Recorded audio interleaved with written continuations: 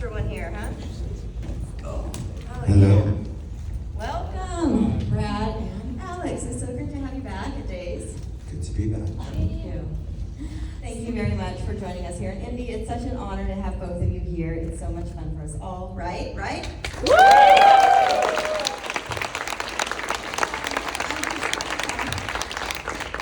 I want to start this off by talking to each of you individually. I would just love to know about your acting journey and how you got involved in this craft. how I got involved. Well, my mom was, there was a community theater. My mom was an actress.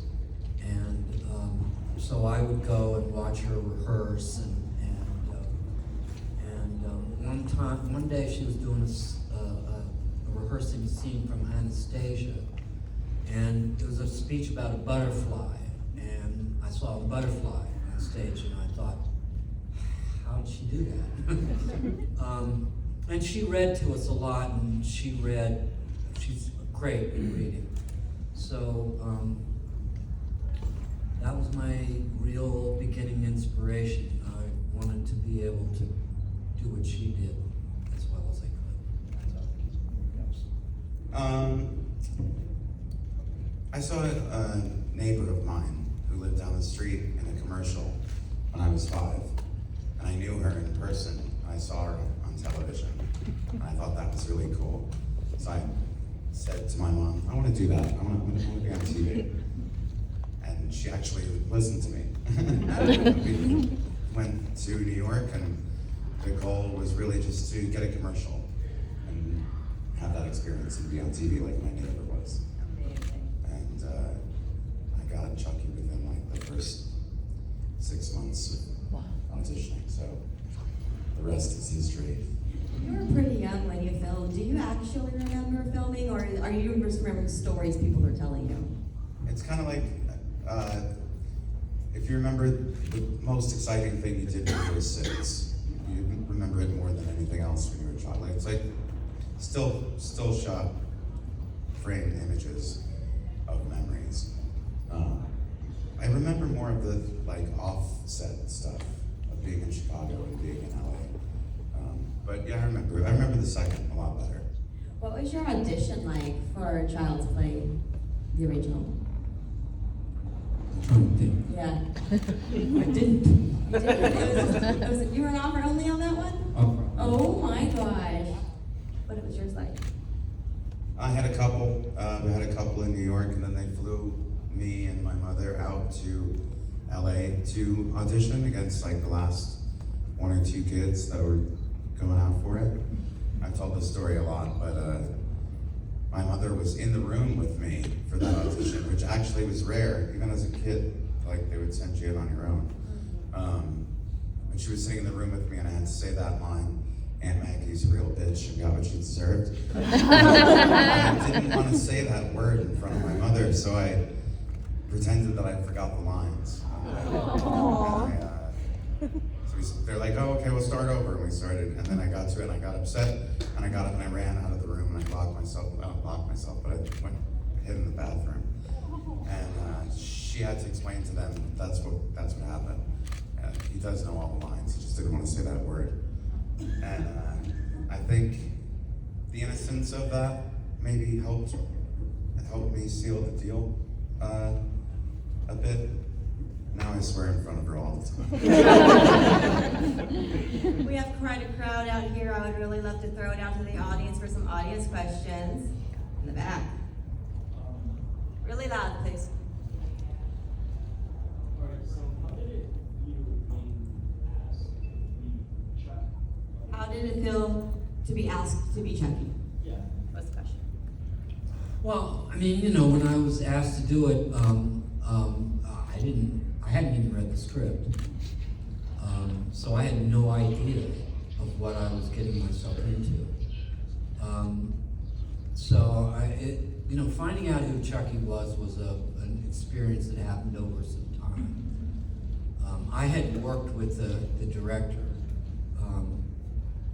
in the show beforehand, and he had already sealed the deal.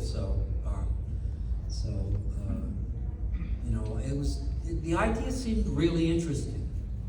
And I didn't know it at the time, but had been teaching at Columbia. I was teaching a course of directing actors, and Don Mancini, who wrote it, audited those classes. He was at NYU, but he audited my class. So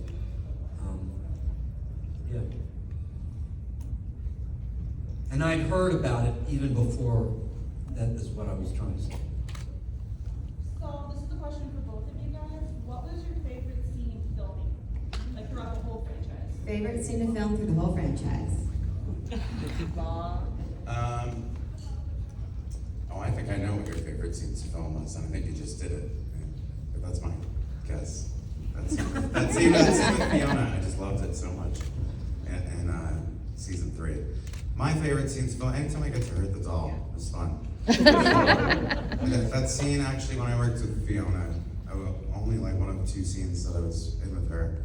But in Cult of Chucky, when I got to stomp Chucky's face and turn him out to Nika Chucky, that was the most fun.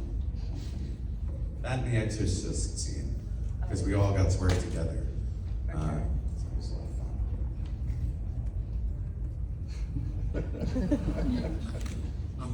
Let me tell you, my whole life is whizzing past my mind.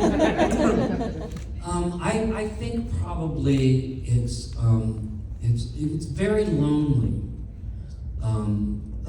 doing the first 3 movies, because I go in a studio by myself, and a lot of times not even anybody in this huge room and this big screen, and I'm by myself and I hear things remotely through earphones telling me what to do, and you know, directing me from afar. So I would do that for like 2 or 3 days, and then come back and do ADR at the end. Never meet a cast member. Have none of the fun, you know. And finally, in Bride of Chucky, we were in glass booths, and she was in a glass. Jennifer was in a glass booth, and I was in another one, and we did all of the, you know, ridiculous sex scenes and the things in these glass booths, and it was actually, Jennifer's really a lot of fun. When her engine is on, man, she's awesome, and I had a blast doing that, and I think that was just the relief of that. And I guess, and I did a scene with my daughter. We were shouting at each other, and it just felt like I was home. This is for Alex. You've been acting since you were a little kid. It's so common to hear stories about child actors or teenage actors who have difficulty adjusting to that life because they've been taken advantage of in some way. How did you adjust to that? And what was that like growing up? Well, I was kind of smart and I quit acting at 12. That was part of it, I guess. I never moved to LA. We stayed in New Jersey. I grew up in a town right next to Hackensack, which is a little odd, isn't it? That I'm from Hackensack, New Jersey. But it was the same 80 kids that I grew up with through all those years. So my life didn't change all that much. So I don't know how well adjusted I am, quite frankly. But I think that helped. Can I add something? Yeah, I think the reason that it's difficult is because a child has a sense of play that adults don't have. I remember listening to my daughter when she was 5, and she was on the telephone, and I had to have a telephone scene at that point. And she was talking, and I thought she was really talking on the phone. And she was just playing, and I went, man, if I could do that even half as well as my 5-year-old kid could do that, I'm gonna be okay. The transition is that unfortunately, as you become an adult, you lose your innocence and you lose your sense of play, and it takes a different part of yourself to act. What's it like having probably one of the most iconic voices of all time, kind of in movie history? Oh, thank you. And number two, what would you tell an up-and-coming person, somebody who wants to get into that industry, about being a voice actor? About being a voice actor? Yeah. You know, I think you have to put out a little bit of money for the right equipment. And then you need to practice. Anything that you can get, you need to do it. You need to really be good at reading and at doing that. I mean, you just, you know, it's hard work. And I think you have to take some acting courses because it is acting. You know, I mean, all the television comes from radio, you know, the radio comes from the stage. So, you know, any kind of classical training you can get will help you. Kind of from the flip side of it, I own a recording studio for the past decade, and I've recorded a lot of ADR and audiobook stuff. So yeah, the only difference between that and I think it is acting, exactly the same really. You have a little bit more imagination that you have to put it into play because you're setting yourself into a scene that isn't in front of you, it doesn't exist. So I think connecting to that is probably helpful. Do we have any questions in this section? Yeah. One of the things I like best about the Child's Play movie series is that Don Mancini's the writer all the way across. Absolutely. And I was wondering how much, obviously he's worked with you about Chucky's character, how much have you contributed versus him? How do you guys get along and that stuff? Oh, I hate him. No, you know, the tension, if there's any tension between me and Don, it's that when I did the first movie, I was doing, they were toward the end, and they were doing test screenings and so forth, and I was doing a movie, so I couldn't do the voice, and they were trying to figure out how to do it, so they hired somebody to replace me. And he was a comedian, and he and Tom went and did the whole movie, and you know, everything. And then they showed it to people, and the people hated it. And the reason why they hated it is horror is based on a monster. And unless you give people the feeling that there is no negotiation, that they are about to be turned into, from a living, breathing human being into a piece of meat, then you don't have a movie. Right. So I've always been, you know, say, hey, Don, because Don loves comedy. He really does. And I tell him, listen, man, this is entirely too funny. So, and I'm usually wrong. So Chucky is infamous for having one-liners throughout the entirety of the thing. How many of those did you put in there, and how many did Don's like, yeah, here you go, and this is what you have to say, or how many did you improvise in the script?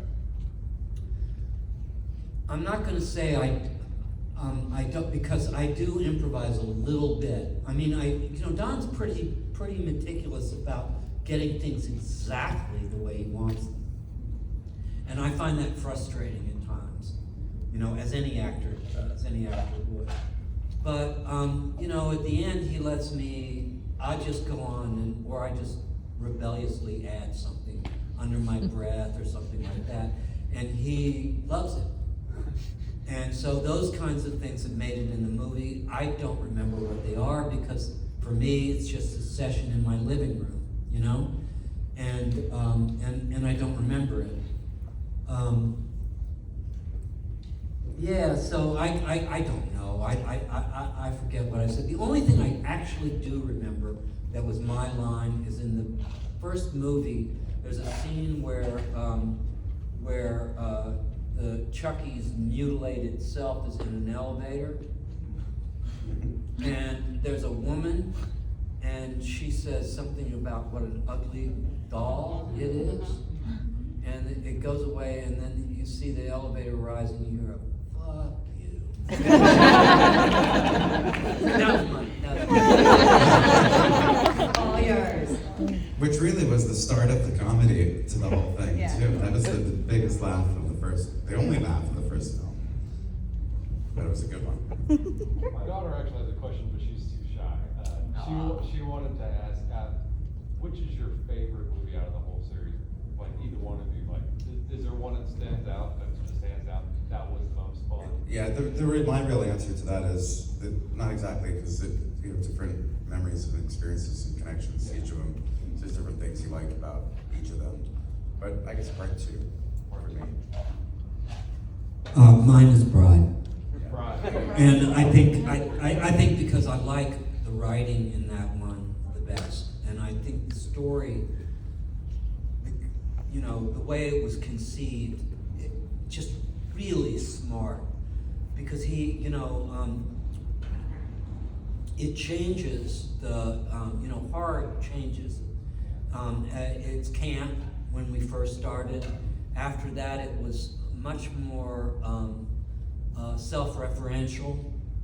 And at that point, that's the style, and the way he dealt with that was, I think, better than the way anybody else dealt with that, by leaps and bounds. And you finally had somebody to play off of. What? And you finally had somebody to play off of. And I You're not finally just had, sitting there by and yourself. Jennifer came in. Yeah. So, Yeah, that was nice. Thank you. So, I kind of have a two-part question, one for you, but I'm just wondering, like, Alex, you were so young when you were in the first movie. How did you keep your fears in check while you're on the set? Or is there ever a time you got really scared? No, the truth is, I mean, it's a 6-year-old boy playing with like a incredibly cool $1 million puppet. You know? So it was never scary to me. I had a good acting coach. I was very aware of. I had the whole script memorized. So yeah, there was never. The perspective was totally different having been there. So keeping my fears in check. That was. And I was never really afraid of Chucky until season 3. Right for Brad, like, you know, you're a dad. You know, your best known role is playing a doll who terrorizes children. What was it like raising children? I guess I don't know if you're know what I'm trying to ask, but like, you know, when you're raising children, trying to keep them from being afraid of the character you play. I'm not sure I exactly understand. If you're asking me what it was like to be the voice of Chucky growing Well, I with guess like just in my how was it family. raising kids when your best known role is playing a character who terrorizes children? Well, you know, I don't know what it's. Do you have children? I do, great people. Okay. So, how awesome do you feel in your house when you go home? I mean, if you're anything like me, there's nothing like your family, you know, to deflate any big ego trip you might have. So, I mean, life was like, you know, everybody else's life. There was really not that much different. The only difference was Chucky was enormously popular among my kids' friends. So, you know, when the kids came around, they wanted to hear me do Chucky a lot. So, you know, that was really the only difference. No, it was kind of, and a lot of it was cool because the kids would come, when I was doing a movie, not just Child's Play, but other movies, the kids would come and they sometimes would come on the set and so forth. And I think that was a really positive thing for them to see, because there's a lot of cooperation and a lot of, a set is a great environment. It's really a pretty magical environment, I think, and exposing a kid to that is not a terrible thing. Unless they're acting. Snitches. So I was curious for you, Brad. So in the show, there's like multiple variations of Chucky. Like you got the bald one who's in the with all the army Colonel. stuff, buff one. Which version of Chucky was the most fun for you to voice? Oh, good Chucky. Good Chucky. Good Chucky is like, yeah, good Chucky is just really fun. And You know, the one I hated was Colonel Chucky. Brando Chucky was, because I just didn't have a good Brando going. I just really didn't. And I was, you know, I did the horror speech, and I would do it, and I would really get Brando, and then I would say, now I've got to Chucky it up a little bit, and it would just all go right out the window. And it's just agony.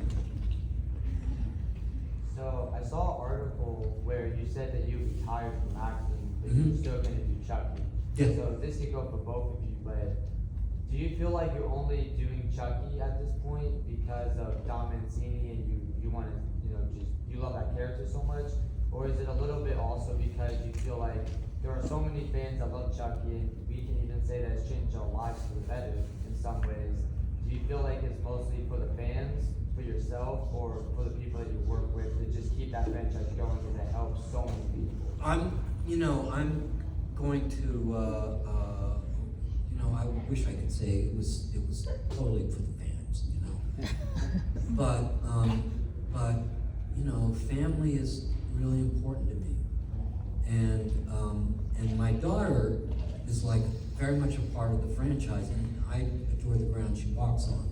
So there's no way in hell that I would ever say no to the franchise. And also, I've known Don now for years and years and years, and he's family.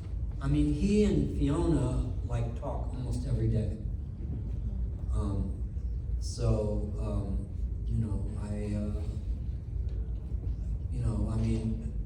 It's very hard for me. Whenever I have a stepdaughter who directs and shorts, and I always do those. There's never a point that I'm not going to do that. So, that's kind of where that comes from. I'm delighted people like it.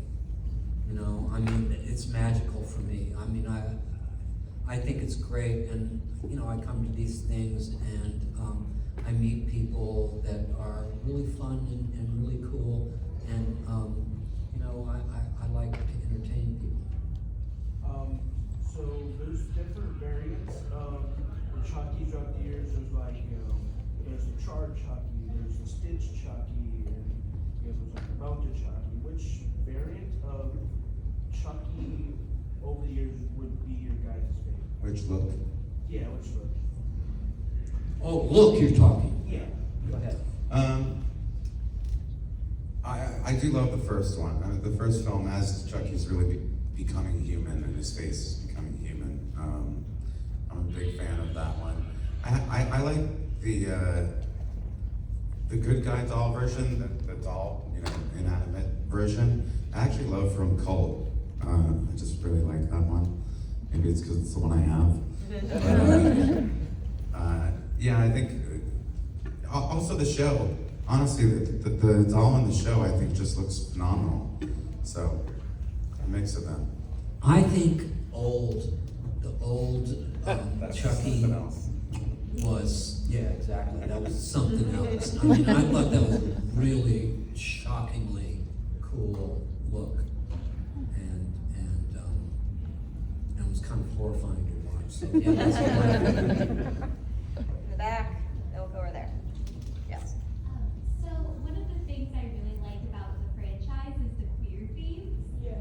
And I was wondering when you became aware of that, or when you feel like that started factoring in to the movies, because I love that. And sorry, in the one themes? The LGBT themes. Oh, queer things. Got it.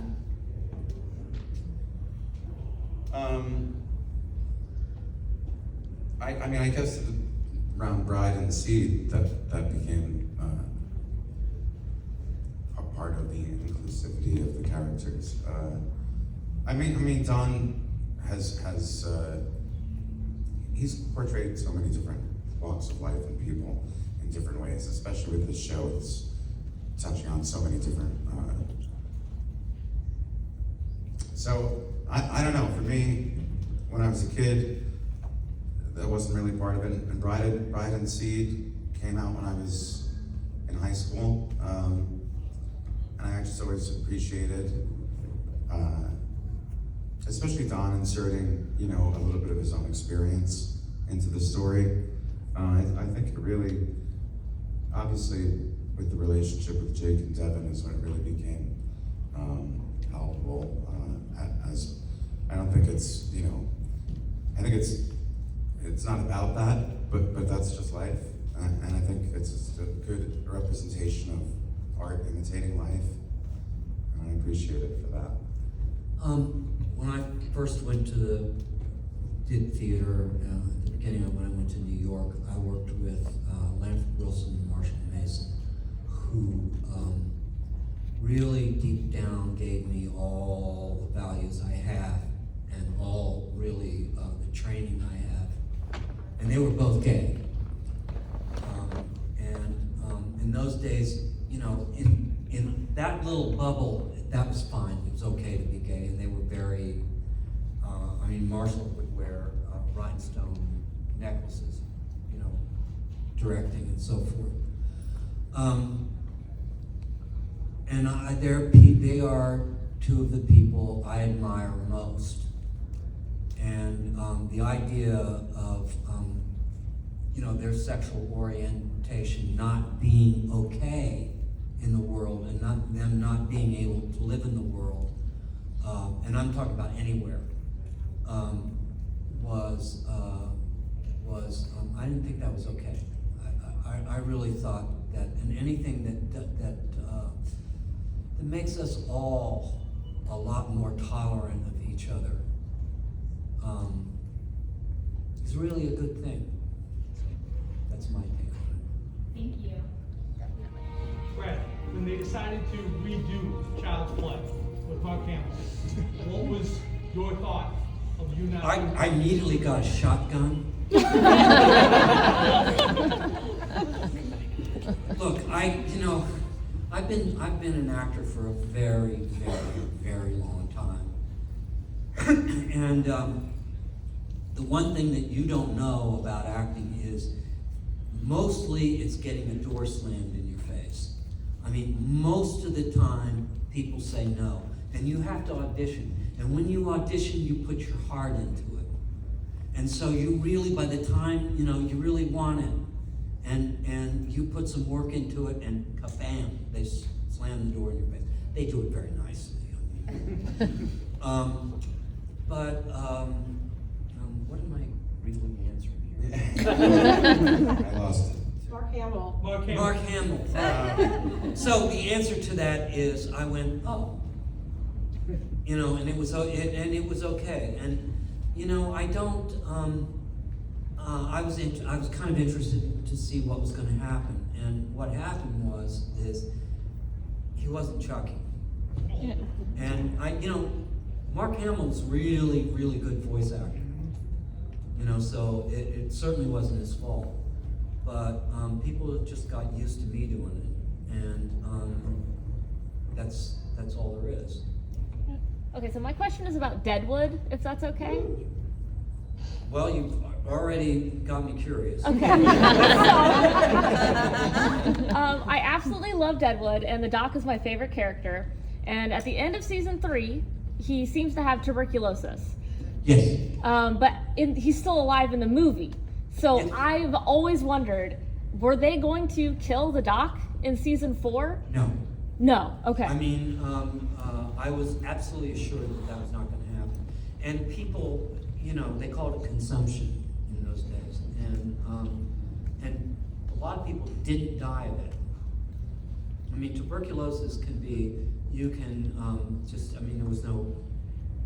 they didn't have antibiotics, obviously, but people survived it. So Yes. to piggyback on that, I mean, Deadwood's phenomenal. You've played in a lot of really cool genres, horror and fantasy and sci-fi and of course Western. Is there a particular one that you're, we all know the horror one, but is there, of the others, is there another one that you're a fan of? Wish you could have done more of? Again, my answer is Deadwood. Your answer is Deadwood? Oh, I love it, love it. Well, you know, the thing is Deadwood was incredibly well written. I mean, you know, Milch is like, I mean, he's one of the two smartest people I have ever met. And I mean, you know, when you get dialogue that's written like that, even if it's at the last minute, it's a pretty awesome thing, and it's different from any other Western. And I've done a few, you know, not a whole lot, but I've definitely done a few Westerns, and that was just like unlike anything else. But it was like unlike anything else I've ever done, also, as far as TV goes. When did you first realize that like Chucky became such an ingrained part of pop culture, and what was that like for you? I'm not sure it's really even completely sunk in yet. I mean, like I say, I have a little place where I do Chucky now. It's a table and I made it, you know? And I put the equipment on top of the table and I do Chucky. And Don is remotely in my ear, and that's it. So, you know, it's, unless I come here at places like this, I don't get it, you know? I don't feel that. But it is true, people really do love that franchise. And, you know, I credit Don Mancini for that, frankly. So do I. Did you want to add to that? I just really, yeah, when I started doing conventions, which is now like 22 years ago, of course, when I went out and did the sequel, we knew that it had some legs and it was going to continue on a bit. We certainly didn't think that we'd be where we are now. But yeah, when I started doing conventions, it became very obvious that the fans are all over the place. I started traveling. In the first year of doing conventions, I went to Japan for a week to meet Chucky fans. And I think that on that trip, I was like, wow, this is bigger than I thought. There are a lot of different actors playing a lot of different characters on the show, like different versions of Chucky, or Mika as Chucky, or Jennifer Tilly as Tiffany as Jennifer Tilly. If you could play a different character or a different version of a character on the show, what would you want to play? Who are you asking? Both. Well, I'm not gonna say Chucky.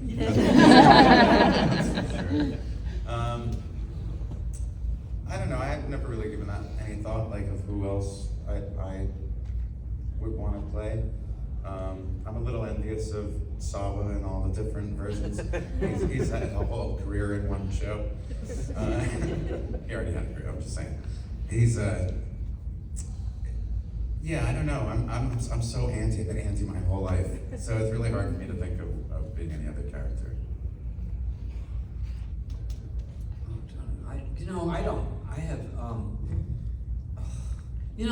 I think, you know, all the different Chuckies is enough on my plate for me. You know, I mean, yeah. So Got a lot of variety I just do whatever Chucky the boss says. You know? So, what was it like for both of you stepping back into the literal shoes of your characters? Alex for Andy and Colt, and then Brad for season 3 and the show. Well, for me, there was a really big gap. I mean, from 1990 till 2013, not only was I away from Andy, I was pretty much away from acting. And then so to get that call, which was not one phone call, it was led up to that happening. Don being so incredibly gracious to and have the faith in me that I could do this.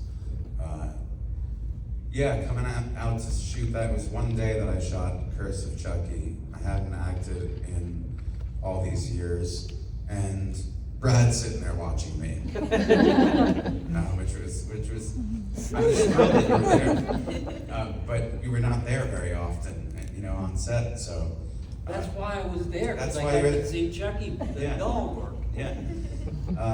So it was thrilling. Obviously, it was super exciting. I was very.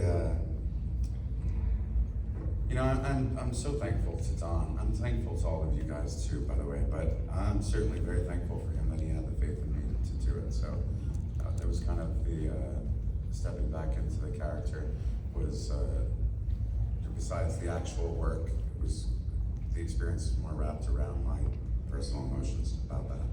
It was awesome to see you come back. Thank you. No, like literal shoes when he came back. Oh, do you mean as myself, Yes. as my mug? Yeah, not stuck in your living room. No. Oh. Well, I tell you, first of all, I did a scene with my daughter, and that was fun. And I did a scene with myself because I played Damballa.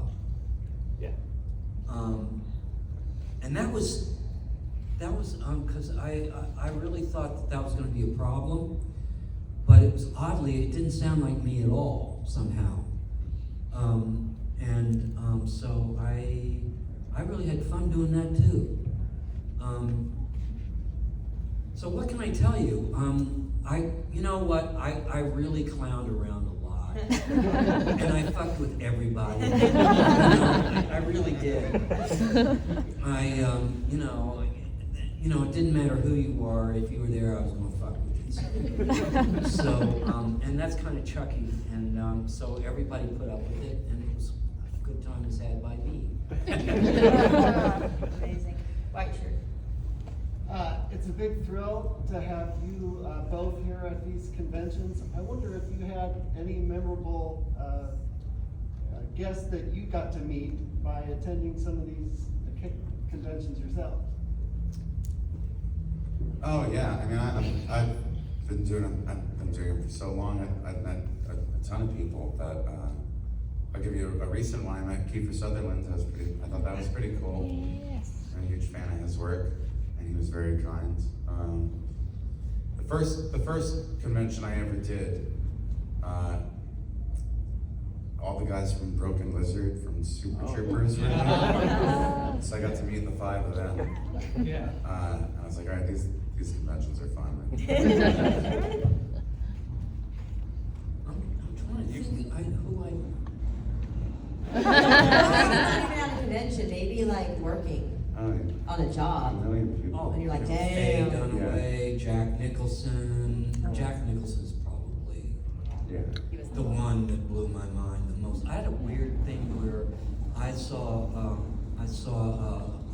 Last Detail, and I walked out of that movie and I go, I want to work with him. And then I just somewhere deep inside, I'm going to work with him by next year, and I did. So that was a very cool thing, and he was the most generous actor I've ever worked with by leaps and bounds. Brad, with, you used to teach classes at Columbia, directing and acting. You, through interviews, I can tell you have like a vast wealth of knowledge, and as far as like acting goes, have you ever thought about writing a book? Anything as far as like getting, everything of your talent, your body of work into anywhere, like a book, anything like that about just kind of industry or anything? There's so many books, and I know that Marshall Mason wrote a couple of really great books that would outclass anything that I could ever come up with. I know he directed me in the 2-character play by Tennessee Williams, and I saw some exercises that he had from that he used, and Amanda and I used them, they really work and they really help. So I suggest you go and look up Marshall Mason, and I think you're going to find some of the most practical stuff, anything way better than anything I can come up with. Wow. All right, I saw someone waiting patiently over there. No? Shied up? Yes. Okay, so I've seen, the hashtag renew Chucky. What's the likelihood of a season 4? We don't know.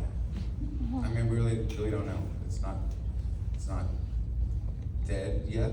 We're not canceled, but we're just not picked up for season 4 yet. So put that out there, you guys. It's really worth it, you guys. Yeah. Time for one more audience question. How about in the back? You. What would you say is your favorite line from all the movies or the show? Like the one that Favorite line from either the movies or the show? Doesn't have to be your We have own. so many. Are you asking me? Yeah. Ask him. He's got a bunch of My favorite one. when you were a kid. When I was a kid, the "This is the end" friend was a big one. And then when we went and did Cult of Chucky, that was in the script again. That I was gonna kind of to throw back to that. "This is the end, friend." And right before we shot it, like immediately before, I walked over to Don, who's always been pretty cool with me, putting whatever I can into it. He knows I'm always trying to help. And I said, instead that, can I say "This is the end, fucker"? And Don's eyes lit up. He said, "Yes." So that was good. Oh, don't ask me. There's so many though. It's not... I have way too many one-liners. I mean, I tell you this. Do you want to know which line is the most popular line for autographs? Don't fuck with the Chuck. Would that work? Don't fuck with the Chuck. Okay, guys,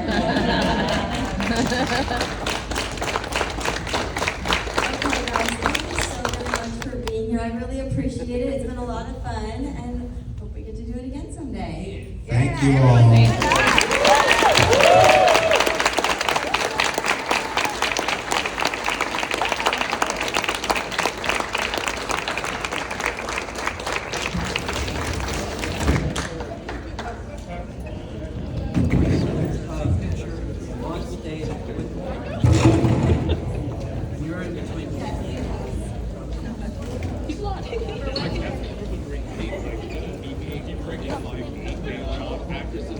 Sometimes they're really, really tall. I'm like, oh, we're not tall. This is fantastic.